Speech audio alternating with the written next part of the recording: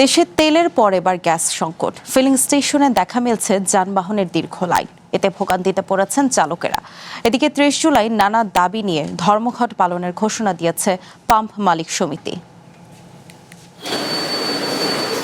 তেলের পর এবার গ্যাস সংকটের মুখে রাজধানীর পরিবহন ব্যবস্থা।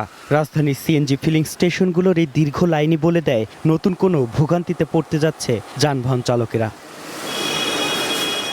বেশিরভাগ পাম্পেই গ্যাস নেই লেখা সাইনবোর্ড, এতে ভোগান্তিতে পড়ছেন সিএনজি চালিত অটোরিকশা, লেগুনা কিংবা ব্যক্তিগত গাড়ি চালকেরা। অভিযোগ, ঘন্টার পর ঘন্টা লাইনে দাঁড়িয়েও মিলছে না পর্যাপ্ত গ্যাসের সরবরাহ।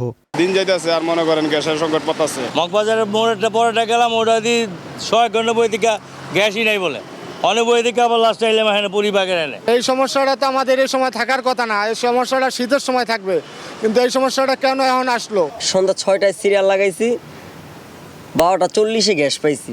এত কষ্ট করতেছি, 5-6 ঘন্টা গ্যাস আমি পাই না।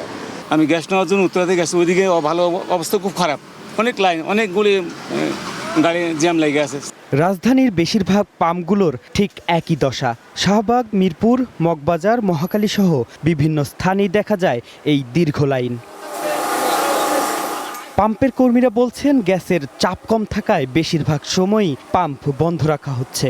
জানান, বিভিন্ন দাবিতে আগামী 30 জুলাই মালিক সমিতির ডাকা ধর্মঘট পালন করবে পাম্পগুলো।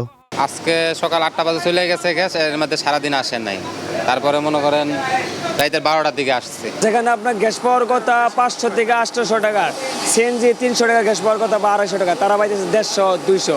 সব দিকেই সবার লস, টাইম লস, আমাদের গ্যাস বিক্রি লস, আমাদের কারেন্ট বিল, আমরা যে মেশিন চালাইতেছি আমাদের কারেন্ট বিলও উঠতেছে না। এইভাবে যদি আমরা মেশিন চালাই গ্যাস বিক্রি করি, আমাদের মালিক পক্ষের অনেক লস হবে।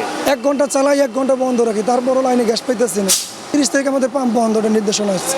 গত ফেব্রুয়ারি থেকে ইরান যুদ্ধের প্রভাবে সারা দেশে তেল সংকটের পর এবার গ্যাসের সংকটে এক নতুন ভোগান্তির আশঙ্কা করছেন সাধারণ মানুষ। Mahmudul Hasan, one news, Dhaka.